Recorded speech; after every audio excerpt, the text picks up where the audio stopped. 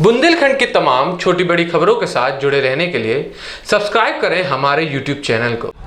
नमस्कार दर्शकों, इस वक्त हम मौजूद हैं बीकेडी कॉलेज में और बीकेडी कॉलेज में आज सबसे महत्वपूर्ण दिन है क्योंकि आज यहाँ पर एमएलसी स्नातक के चुनाव हो रहे हैं और एमएलसी स्नातक के चुनाव में 4 पार्टी खड़ी हुई हैं और अभी तक हमें सूत्रों से मालूम चला है कि अभी तक 1688 वोट डालने हैं, जिसमें से 304 पुरुषों ने वोट डाले हैं। महिलाओं की अगर गिनती करी जाए तो वहीं 204 की हैं और 19% 5 का कुल वोट बैंक बन चुका है अभी तक। और आपको बता दें कि लगातार वोटिंग चल रही है और अभी आपको ले चलेंगे सभी पोलिंग स्टेशंस पर। ये झांसी में 4 पोलिंग स्टेशन बनाया गया है, जिसमें से प्रथम पोलिंग स्टेशन बीकेडी कॉलेज है और अभी हम सभी पार्टी के वहाँ पर पोलिंग स्टेशन पर चलेंगे जहाँ पर मतगणना चल रही है और हम आपको लगातार इसका पूरा कवरेज दिखाएंगे। जैसा कि हमने आपको बताया था कि आज हम सभी पोलिंग स्टेशन पर जाएंगे और अभी हम आ चुके हैं सपा के पोलिंग स्टेशन पर मान सिंह यादव के लिए, जहां वोट के लिए लोग बैठे हैं, लोग प्रचार कर रहे हैं। आपका शुभ नाम क्या है सर? जी, मेरा नाम आशीष पटेल है।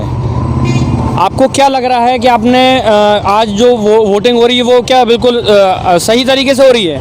बिल्कुल, हमें नहीं लगता कि इसमें पारदर्शिता बरती जा रही है, क्योंकि कई वोटर जो हमारे पास आए यहाँ से जो पर्ची ले गए, लेकिन पर्ची ले जाने के बाद वो वापस हमारे पास लौट के आए कि उनकी लिस्ट में, अंदर जो लिस्ट है उनकी लिस्ट में हमारा नाम नहीं मैच कर रहा है। तो ये कहीं ना कहीं हम लोगों को लग रहा है कि इसमें धांधली की जा रही है, क्योंकि अभी एक वोटर जो पास में ही खड़े हैं ये अभी लौट के आए हमारे पास, तो इन्होंने हमें बताया कि 509 के क्रमांक के बाद हमारे उस अंदर जो लिस्ट है वो लिस्ट में क्रमांक ही गायब कर दिए गए हैं, जबकि हमारे पास जो लिस्ट दी है, बाहर की लिस्ट जो है उसमें 626 तक क्रमांक हैं। तो ये कहीं ना कहीं ये चुनाव की निष्पक्षता नहीं है, इसमें कहीं ना कहीं धांधली की जा रही है, हमें ऐसा लगता है।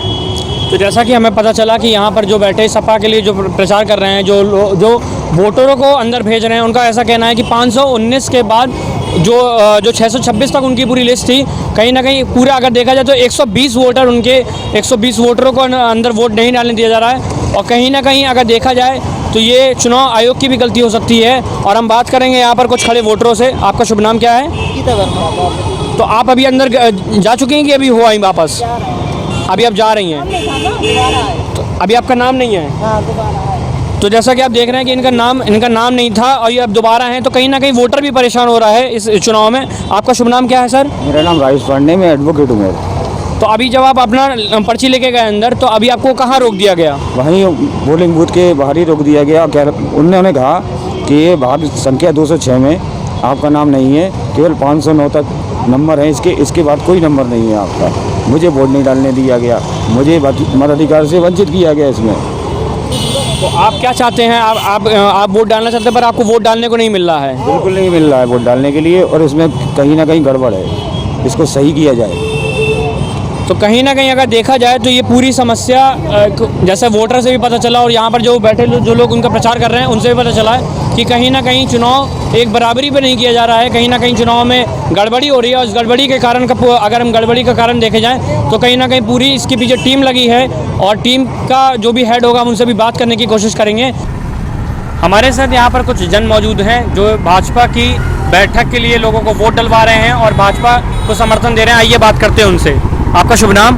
गोकुल दुबे। आपको क्या लगता है कि आज के चुनाव में भाजपा कितना अच्छा प्रदर्शन करेगी? भाजपा प्रदेश में झांसी इलाहाबाद से प्रथम नंबर प्राप्त करेगी और बहुत भारी मतों से डॉक्टर एकनाथ शर्मा विजय होंगे।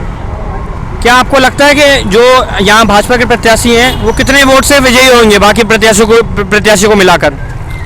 मैं ब्रजेश गुप्ता, विधानसभा संयोजक इलाहाबाद झांसी प्रयागराज। जहाँ तक कि सभी बूथों पर जाकर के देखा गया तो एक निष्कर्ष निकल के आया कि गिरने वाले वोटों की संख्या के सापेक्ष लगभग 75 से 80% वोट हमारे पक्ष में गिर चुके हैं।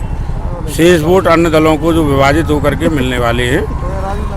एक लहर जो हमारे बीच में आई, जिस तरह से हम लोगों को वोट प्रतिशत या वोट मिलने वाले हैं, और यहाँ पर बूथों पर जहाँ पर हम लोगों ने बाहर बस्ते लगाए हैं उनको देखने से स्पष्ट होता है कि हम निश्चित रूप से बहुत भारी मतों से विजयी होने वाले हैं। क्या आपको लगता है कि आप जिस हिसाब से भाजपा तैयारी कर रही है, जिस हिसाब से आज लोगों को प्रचार दिख रहा है, उस हिसाब से भाजपा के प्रत्याशी के जीतने के बाद क्या भाजपा के प्रत्याशी क्या करेंगे शिक्षा मित्रों के लिए और क्या कुछ करेंगे लोगों के लिए?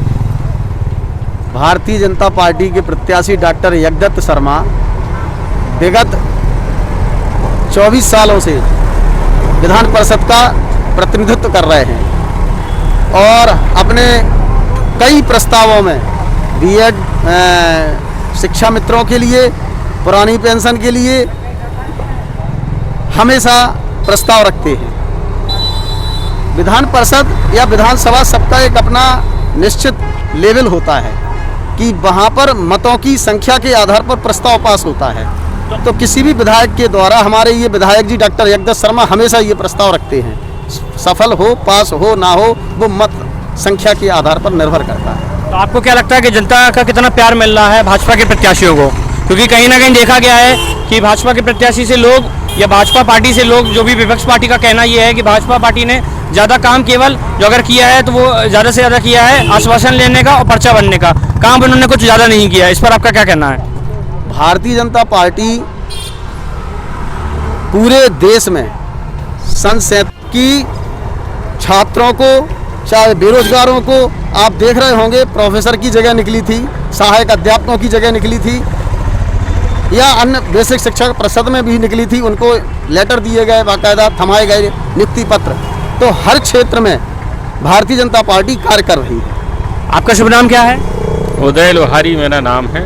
आपको क्या लगता है कि भाजपा के प्रत्याशी अपनी उम्मीदों पर खरे उतर पाएंगे आज?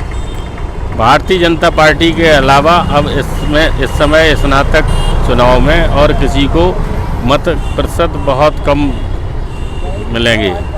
यज्ञदत्त शर्मा जी भारी बहुमत से विजयी होंगे, लेकिन ये सारक के कारण आज मत प्रतिशत बहुत कम रहा, लेकिन उसमें भारतीय जनता पार्टी का जो मत है वो 100% डला है।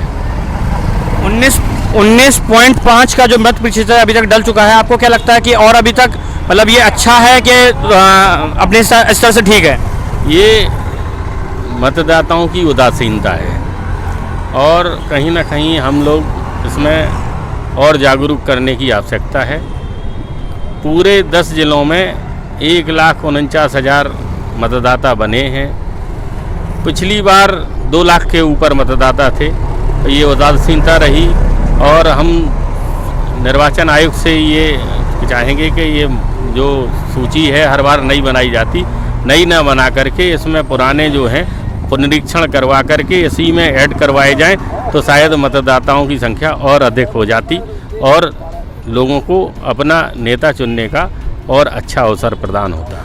कि भाजपा ने लगातार काम किया है, पिछले कई वर्षों से लगातार काम करते चली आ रही है, लेकिन हमारा काम है कि हर पोलिंग स्टेशन पर जाके ये चीज़ का पता लगाना कि केवल जो बाकी अन्य पार्टी हैं वो भी कितनी मेहनत कर रही हैं और उनका क्या प्रस्ताव रहेगा अगर उनका प्रत्याशी इस चुनाव में जीतता है। कैमरामैन शाहरुख के साथ मैं सक्षम तिवारी, बुलेटिन झांसी।